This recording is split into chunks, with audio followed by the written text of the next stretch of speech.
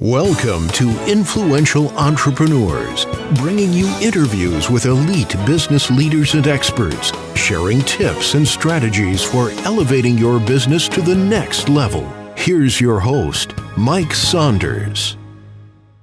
Well, hello and welcome to this episode of our program. This is Mike Saunders with Marketing Huddle, and today we have with us John Bowen, who is the founder and CEO of CEG Worldwide.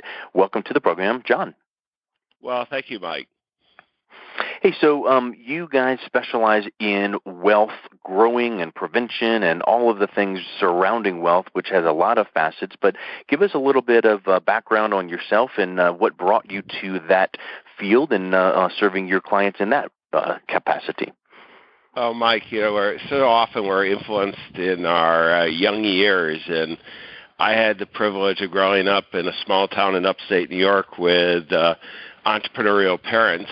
My dad and uncle owned a cast iron foundry, and he was convinced he was going to groom me to be president.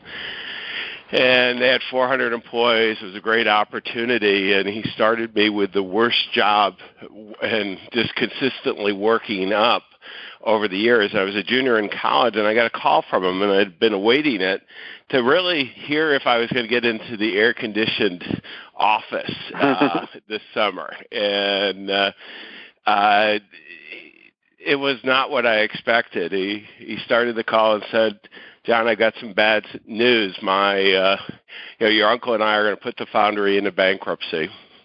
I'm going to go out and start looking for a job because I need to. Your uncle's going to wrap it up. Oh, by the way, your mom and I are getting a divorce, and you don't have a summer job." And I just kind of taken back. And the very first thing I remember asking him was, "Are you going to be okay?" And he said, "I don't know." And I just, seeing a small business person, an entrepreneur, and we had a great life, all of a sudden go to that extreme. And I really decided at that point, Mike, to dedicate my life to helping other small business owners and entrepreneurs make smart decisions about their money so they didn't go through that and can really build their personal wealth to achieve all the things that are important to them. And, my uncle and my dad, had they had the right advisors, that wouldn't have happened.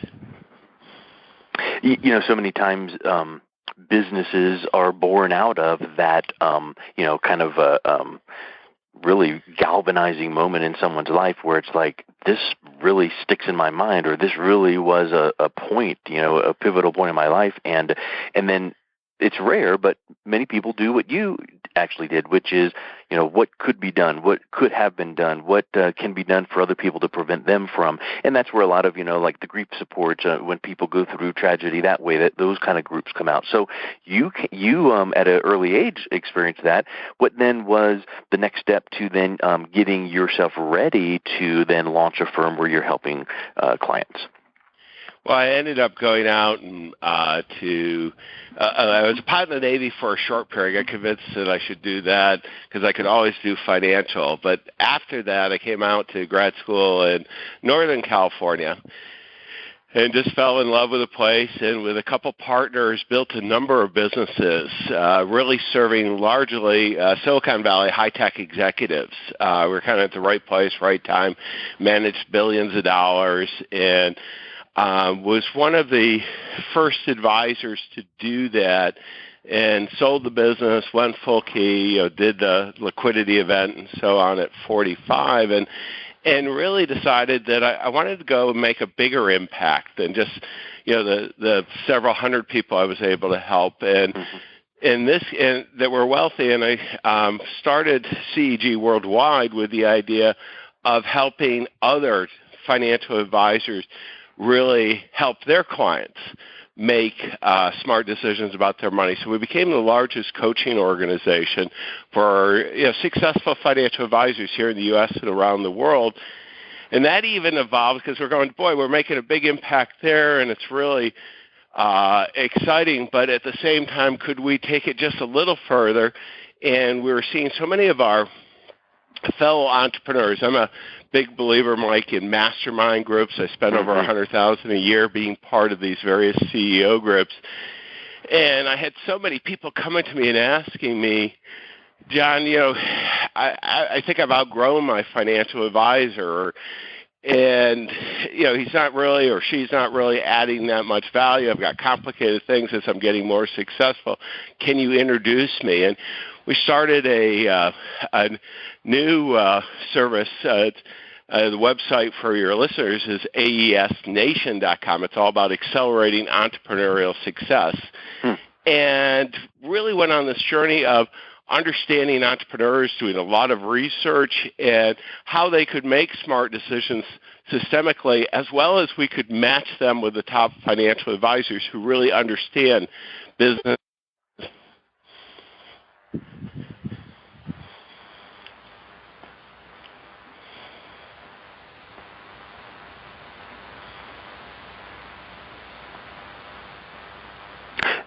So you find the matching aspect between entrepreneurs and then advisors a pretty powerful link. It really is. When we look, about 85% of business owners are frustrated that they're not getting proactive advice, and unfortunately, a lot of financial advisors out there are what I'm going to call pretenders, and it's not that they're well intentioned, but they're not. They really are not able to provide the solutions that business owners need. I mean, the complexity when we start thinking about the political, social, and economic situations of what's going on. And as business owners, we really have the ability to build personal wealth so we can take care of the people we love and the causes we care about. But so often we're so busy in our business that we don't really focus on building wealth outside of the business. And that's so important because business, no matter how good you are, there's specific risks there. And we can't control all the outside factors. But once we create the wealth significant to fund our lifestyle and take care of the people we love and the causes we care about, then all of a sudden, the freedom to make smart decisions in our business, it just becomes. I don't know, Mike, what your experience has been both for yourself and for others, but I've tried being poor and I've tried being very wealthy. I like the latter because I make a lot smarter decisions. Well, you probably make the decisions that way because you're not under the pressure that people tend to be under when you got to have it right this moment. And that makes me think of something interesting. I know that you would advise your clients who are entrepreneurs and business owners. There's these stages that I would think that you go through where it's like, I got to get more and build. But if you don't build it the right way, it's kind of like pouring more and more water into a bucket with holes. So you have to be building sanely and consistently, but at the same time be watching for where the leaks are, right? So can you speak to how some strategies are that business owners can, build their business/wealth and then also maybe mitigate some of those leaks that tend to happen in their business, money-wise, wealth-wise? Well, did a study of 3,500 successful business owners, entrepreneurs, with Dan Sullivan of Strategic Coach. He's one of the top coaches of entrepreneurs, and another individual, Joe Polish of Genius Network Mastermind, which is one of the really top mastermind groups for marketing-oriented CEOs.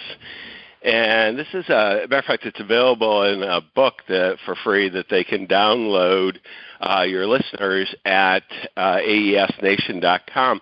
But we really uncovered exactly what you're asking for. There were 6 key drivers. Number one, we found that it's just so important to deliver a great client experience. You've got to nail that. And what we find so often is, we want to grow our business, but we really don't have the value transfer. Capital markets work. The extent that we can deliver value for the right clients, we can do extremely well. And in our enlightened self-interest, we've got to nail that client experience. And this is really important because we have to become referable. People have to be excited about us, become marketing apostles, raving fans. Second, we have to have the systems in place to attract a steady stream of pre-qualified, pre-endorsed clients, customers, whatever our business is. And that's one, I know that's near and dear to your heart, Mike. People just don't take the time to build those systems. They don't have the authority. They don't, create that expertise. In today's world, there's so many products and services of offering. You have to not only be distinctive, you have to really be able to stand out in that crowd. And then the third part is systemizing your business. We saw that those people who are using technology to scale up, they're first proving out the experience, the ability to attract people, then scaling up. And then really focusing from day one on profitability and paying yourself first. As business owners, so often we wait until, if there's anything left over, we take it out. It's a terrible way to do it. It's going to set yourself up for failure. Always looking at creating more value for your clients, and that business value is based on a discounted cash flow from your business. And then keeping it. It's creating that personal freedom. And that's becoming seriously wealthy, building the wealth outside of your business. And then lastly, I'll tell you, live it to enjoy a great quality of life. This is, not a sprint. I'm not even sure it's a marathon. It's more of a triathlon going through this. And we've got many quarters that we can do. Yeah, and I think that, this is, that we always, the line, it's not the destination, it's a journey. Boy, we have such a privilege being an entrepreneur, and we can really make a big difference and build a great quality of life, but we have to design our business to do that. You have to be successful on purpose. Yeah, a couple things you said there makes me think of something that I'm sure you espouse highly and have learned from your mastermind groups, which is you can't wait till everything's just perfect to do XYZ, right? I'm going to do this in my business when this happens, because it might not ever happen. Or as an example, I would like to lead into another point I know that's near to your heart, which is supporting charitable causes. So in my business, I will support a charitable cause when my business hits X. Wrong, right?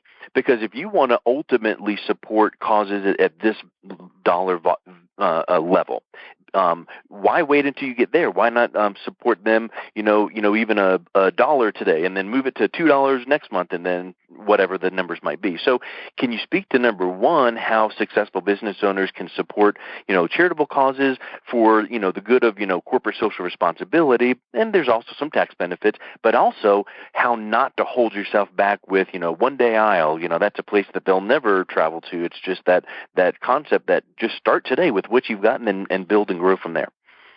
Well, let's take even a big picture step back. But those are great two questions. I'll come right to them.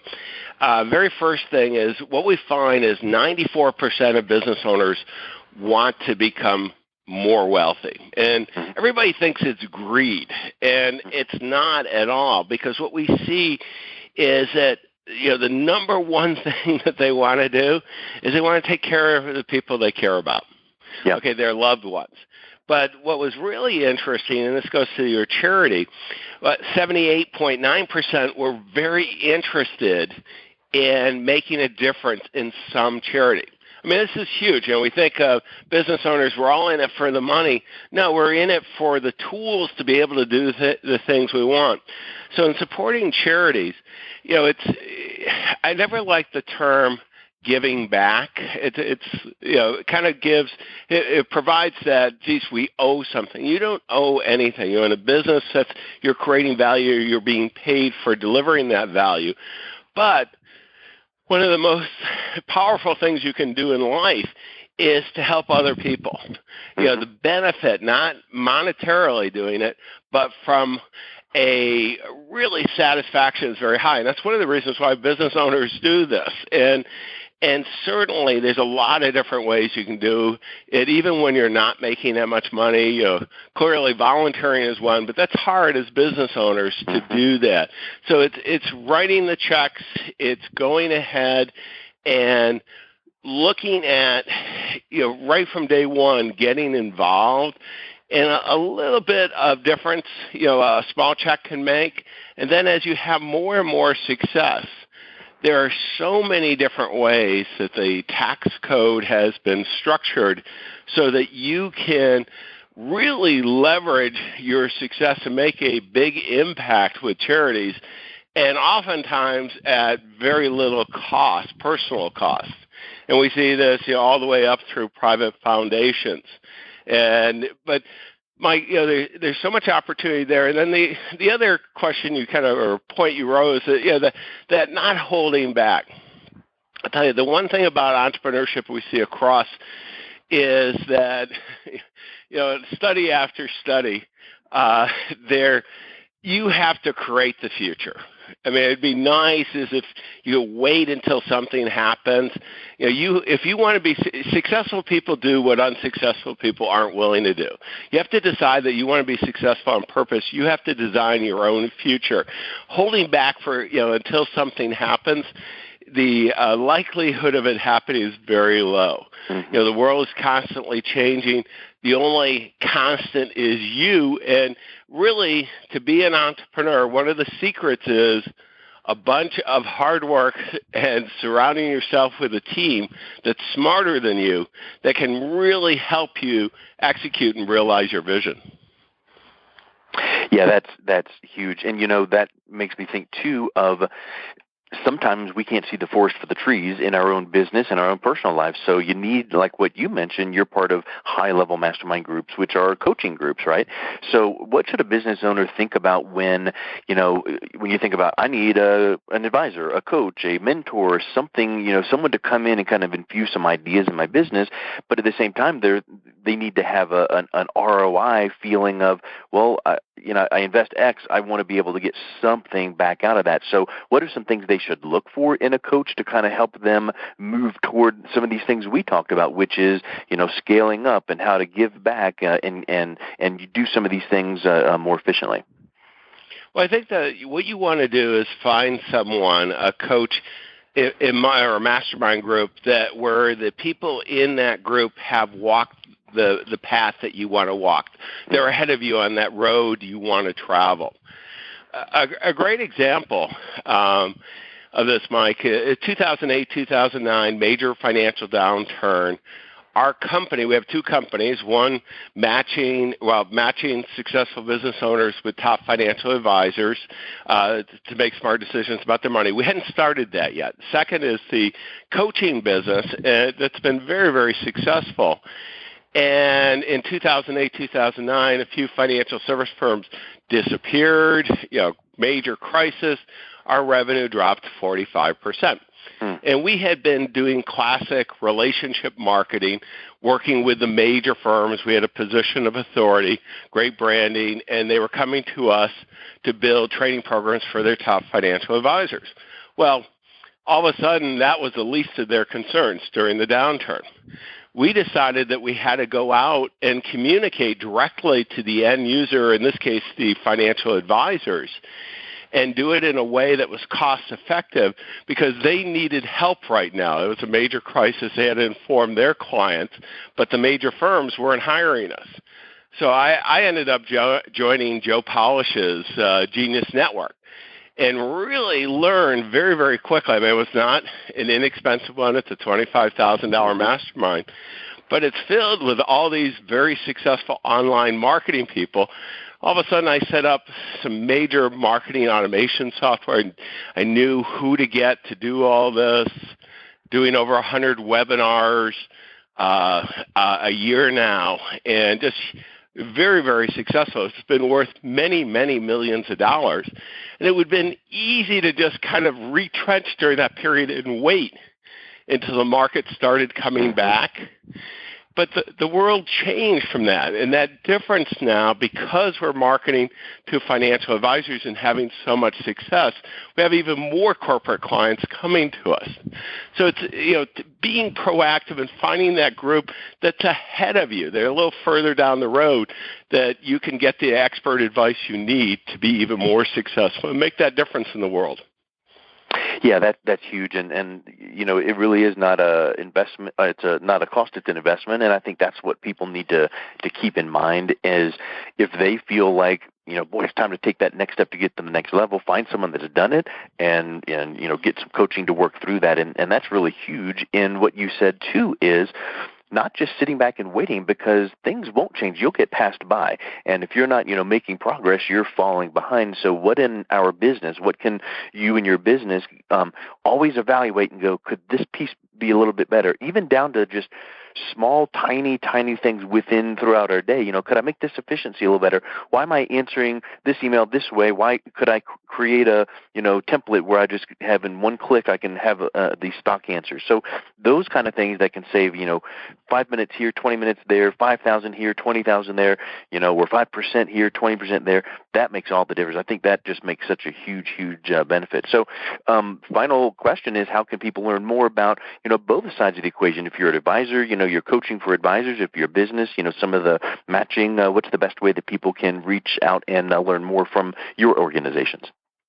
Well, we're a big believer in the power of second opinions. I mean, we did a study recently where we asked business owners second opinions both on medical situations and personal financial situations over the last 12 months. And 41% of the business owners had got a second opinion on a medical situation for their family. And 2/3 were extremely happy that they did that. They found new information, new insights. What was really interesting was 11% of the business owners, 11.1, did it on their personal situation. So, very small percentage.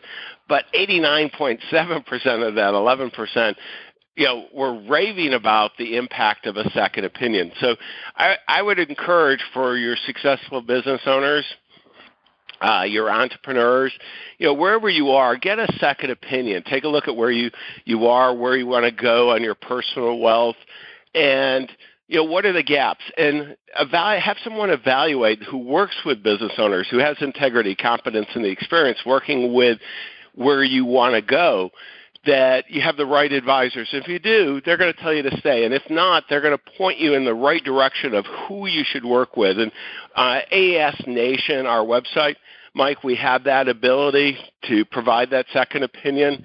They can go and get the information. There's a whole bunch of free resources there. And in addition, if they're a financial advisor, on our website, CEG Worldwide, we have what we call Best Year Ever consultation that's free for successful advisors. And we have, in both these cases, a very systemic process to make sure they're on the right track. Super. Well, John, it was so wonderful getting to know you. I appreciate your time, and can just tell that if we wanted to, we could talk for another 2 or 3, 4 more hours and still just be warming up. So thank you so much for your time, and it was great getting to know you. Well, thank you for allowing me to share this message and all the difference that you're making in the world, Mike. Thank you, John. You've been listening to Influential Entrepreneurs with Mike Saunders. To learn more about the resources mentioned on today's show or listen to past episodes, visit www.influentialentrepreneursradio.com.